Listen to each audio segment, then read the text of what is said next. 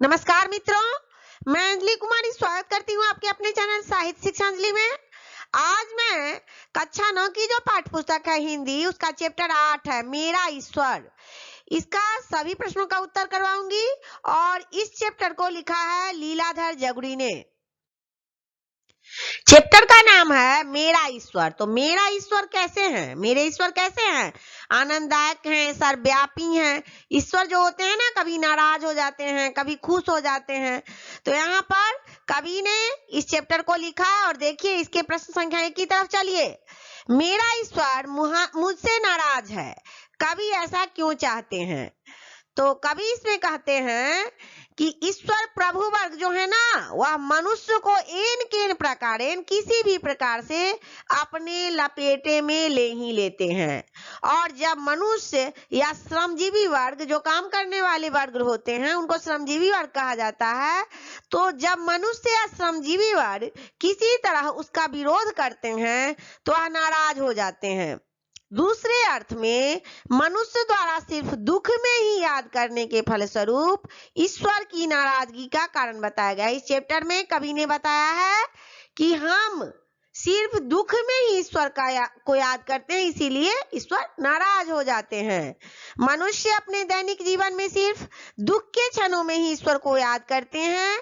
यही नहीं, एक मनुष्य के द्वारा दूसरे मनुष्य पर अपना विचार थोपना और विचार को न मानना नाराजगी का कारण है। ईश्वर के नाराजगी का कारण दूसरा कवि ने दिया है कि मेरी जो विचार है ना, तो अलग है, दूसरे की विचार अलग है, लेकिन अपना विचार लेकर के दूसरे के विचार पर थोपना, और ये सब क्या है, इससे क्या होते हैं? ईश्वर नाराज होते हैं। प्रश्न संख्या 2 है, कवि ने दुखी न रहने की ठान ली है। इस कवि जो लीलाधर जगुड़ी हैं, वो इसीलिए दुखी न रहने की ठानी है क्योंकि दुख के कारण ही व्यक्ति या मनुष्य अपना मूल्य खो देता है। मनुष्य दुखी रहता है, इसी के कारण अपना मूल्य खो देता है और वह कठपुतली बनने पर मजबूर हो जाता है। अतः यह किसी भी परिस्थिति में दुखी नहीं रहना चाहते हैं। वह प्रभु वर्ग की गुलामी, कठपुतली बनने से मुक्त होना चाहते हैं। वो कहते हैं कि हम न दुखी रहेंगे और न हम कठपुतली बनेंगे। अतः वह दुखी न रहने की ठानता है। हम दुखी क्यों होते हैं? अब इच्छाएं अनंत होती है, ऐसा सोच लीजिए कि मेरी आपकी इच्छा जो है वो अनंत है। एक इच्छा पूरी होती है तो दूसरी इच्छा के लिए हम लोग दुखी हो जाते हैं। तो यहाँ पर कभी किसी भी इच्छा के लिए दुखी न रहने की ठान ली है। प्रश्न संख्या 3 में पूछा जा रहा है कि कवि जो हैं वह ईश्वर के अस्तित्व पर क्यों प्रश्न चिन्ह खड़ा करना चाहते हैं। तो कवि जो है ना, वो सभी परिस्थितियों को पहचान कर, जितनी भी परिस्थितियां आती है ना, उसको पहचान कर यह मानते हैं कि यदि मनुष्य को दुख होता है ना, तब वह ईश्वर को याद करता है। यदि मुझे दुख झेलना भी पड़े तब भी मैं ईश्वर को याद नहीं करूं तो क्या होगा? मनुष्य सोचता है कि मुझे दुख झेलना पड़ रहा है, तो इस दुख से मुक्ति कब मिलेगी? जब हम ईश्वर को याद करेंगे। यदि मैं जो जरूरी नहीं है उसे भी त्याग कर दूं तो निश्चित रूप से मुझे दुख नहीं सहना पड़ेगा, और दुख नहीं होंगे तो ईश्वर को याद करने की जरूरत ही नहीं पड़ेगी।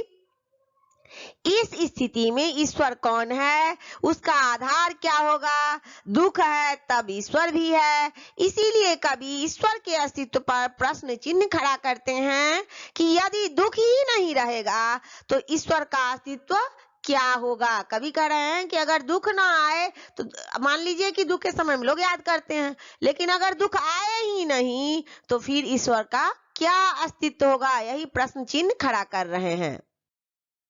प्रश्न संख्या 4 में पूछा जा रहा है कि कवि दुख को ही ईश्वर की नाराजगी कारण क्यों बताते हैं। कवि कह रहे हैं कि दुख जो है ना, जब दुख आती है ना, इसका मतलब समझिए कि ईश्वर आपसे नाराज है। तो मनुष्य दुख में ही ईश्वर को याद करता है ना, यही मनुष्य की नियति है। यहाँ ईश्वर प्रभु वर्ग का प्रतीक के रूप में ईश्वर को प्रयोग किए हैं कवि ने। यदि मनुष्य श्रमजीवी वर्ग को दुख नहीं होगा तो वह प्रभु वर्ग के पास न जाएगा, न उसे याद करेगा। इसीलिए कवि ने लीलाधर जगुड़ी जी जो हैं, उन्होंने दुख को ही ईश्वर की नाराजगी का कारण बताया है। प्रश्न संख्या 5 है, इसमें आशय स्पष्ट करने के लिए कहा जा रहा है और इसका आंसर थोड़ा सा बड़ा होगा। तो प्रश्न संख्या 5 का क है कि मेरे देवता मुझसे नाराज हैं, मेरे देवता मुझसे नाराज हैं, क्योंकि जो जरूरी नहीं है मैंने त्यागने की कसम खा ली है। यहाँ इसका आशय स्पष्ट करने के लिए कहा जा रहा है इन पंक्तियों का। तो ये जो पंक्तियां है ना, लीलाधर जगुरी जी की कविता मेरा ईश्वर से लिया गया है। इन पंक्तियों में कवि का कहना है कि यदि कोई व्यक्ति किसी व्यक्ति पर, कोई व्यक्ति है और दूसरे व्यक्ति पर अपना विचार थोपते हैं, अपना विचार थोपना चाहते हैं, तो क्या होता है, उस व्यक्ति के द्वारा उस विचार को अस्वीकार करने के फलस्वरूप जाहिर सी बात है, अगर हम अपना विचार किसी दूसरे पर थोपेंगे, अगर दूसरा व्यक्ति जो है वह विचार को स्वीकार नहीं करता है, अस्वीकार कर देता है, तो उसके बाद क्या होता है, नाराजगी होगी, मनमुटाव हो जाएगा दोनों के बीच में, क्योंकि यह थोपा हुआ विचार उसके लिए जरूरी नहीं है। अरे सारे लोग अपने अपने मन से ना विचार लेते हैं, तो हम अपने विचार को दूसरे पर क्यों थोपे? तो थोपा हुआ विचार जो होता है ना, वह दूसरे के लिए जरूरी नहीं है, इसीलिए वह अस्वीकार कर दिया। यदि वह पहले से मानता भी आया है तो वह मानने की स्थिति में नहीं है। अगर मान लीजिए एक बार मेरी विचार को मान लिया कोई दूसरा व्यक्ति, तो जरूरी है कि बार बार मान ले? तो पहले से वह मानते आया है, लेकिन अभी जो उसकी स्थिति है वह मानने की स्थिति में नहीं है, तो वह आपके विचार को, मेरे विचार को क्या कर देगा, अस्वीकार कर देगा। तो इसीलिए कवि कह रहे हैं कि जरूरी नहीं है कि जो नहीं करने की है, त्यागने की चीज है, उसको हमने क्या कर ली है, त्यागा नहीं है, जरूरी समझ लिया है। अब प्रश्न संख्या 5 का ख है, पर सुख भी तो कोई नहीं है मेरे पास सिवा इसके कि दुखी न रहने की ठान ली है। यहाँ पर ये जो पंक्तियां हैं लीलाधर जगुरी जी की कविता मेरा ईश्वर से लिया गया है। इन पंक्तियों के माध्यम से कवि कहना चाहते हैं कि मेरे पास सुख जैसी कोई वस्तु नहीं है और श्रमजीवी वर्ग के पास सुख जैसी कोई वस्तु नहीं होता है। वो श्रम करते हुए अपने कर्म भूमि में काम को करते हुए निकल लेते हैं, फिर भी सुख के न रहने पर भी वह उसके लिए दुखी नहीं होना चाहते हैं, बल्कि वह दुखी न रहने के लिए संघर्ष करते हैं। संघर्ष क्या करते हैं? श्रम वर्ग के जो लोग होते हैं, श्रमजीवी वर्ग के लोग, वह दुखी न रहने के लिए संघर्ष करने की ठान लेते हैं। और जीवन का मूल उद्देश्य सुखी और दुखी रहना नहीं है। जीवन का, मेरे जीवन का, आपके जीवन का मूल उद्देश्य क्या होना चाहिए? तो जीवन का मूल उद्देश्य सुखी और दुखी रहना नहीं है, बल्कि मानवीय मूल्यों को सजीवता के साथ जीवित रखना है कि हम मानव हैं, मेरा क्या नैतिकता होना चाहिए, इसको जीवित रखने में है। यदि उन मूल्यों पर, उन मानवीय मूल्यों पर किसी के द्वारा आघात होता है, किसी के द्वारा प्रहार होता है, किसी कोई उस मूल्य को ठेस पहुंचाता है, तो हमें चाहिए कि हम उसका प्रबल विरोध करें। चलिए बिना समय गंवाए हुए प्रश्न संख्या ग की तरफ। मेरी परेशानियां, मेरे दुख ही ईश्वर का आधार क्यों था? कह रहे हैं कवि कि ये परेशानियां, मेरे दुख ही ईश्वर का आधार क्यों था। तो ये जो पंक्तियां हैं लीलाधर जगुरी जी की कविता मेरा ईश्वर से लिया गया है। इन पंक्तियों में कवि कहना चाहते हैं कि व्यक्ति जब सुखी होता है तो उसमें अहम का भाव आ जाता है। जब हम सुख से जीते हैं ना, तो अहंकार आ जाता है हमारे जीवन में।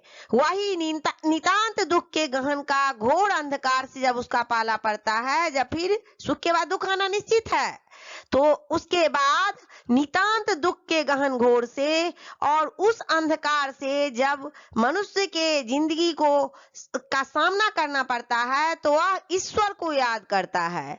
कवि इन परिस्थितियों में ईश्वर के अस्तित्व पर ही प्रश्न खड़ा कर देते हैं कि हम दुखी और परेशानियों में ईश्वर को याद क्यों करें?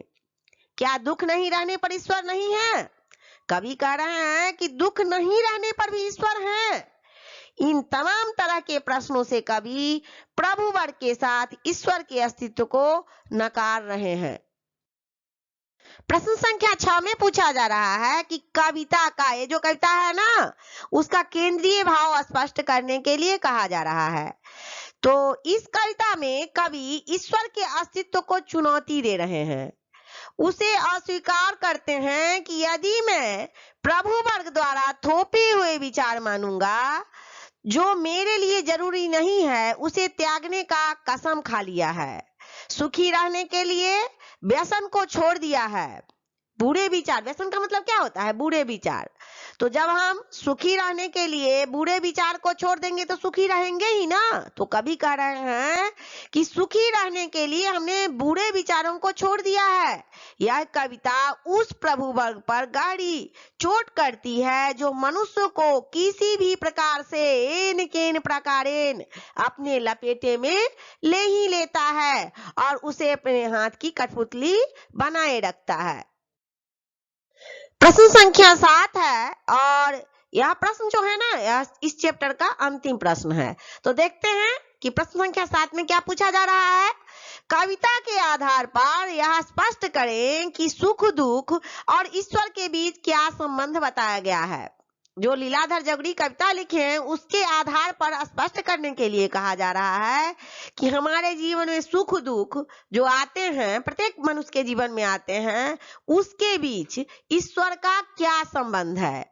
तो इसका उत्तर देखिए कि कविता में ईश्वर दो अर्थ रखते हैं। इस कविता में ईश्वर के दो अर्थ बताए गए हैं। एक ईश्वर वह होता है जब मनुष्य गहन दुख या परेशानी की अवस्था में होता है या किसी संकट की अवस्था में होता है, तब उसे बचाने के लिए याद करते हैं। तो एक ईश्वर तो हो गए, और दूसरा ईश्वर जो है ना, वह प्रभु वर्ग, पूंजीपति वर्ग का प्रतीक है। जो समाज में पूंजीपति वर्ग होते हैं उसका प्रतीक है दूसरा ईश्वर, जो क्या करते हैं, जो मनुष्य को किसी भी प्रकार से एन केन प्रकारेन अपने लपेटे में लेकर हाथ की कठपुतली बनाए रखना चाहते हैं।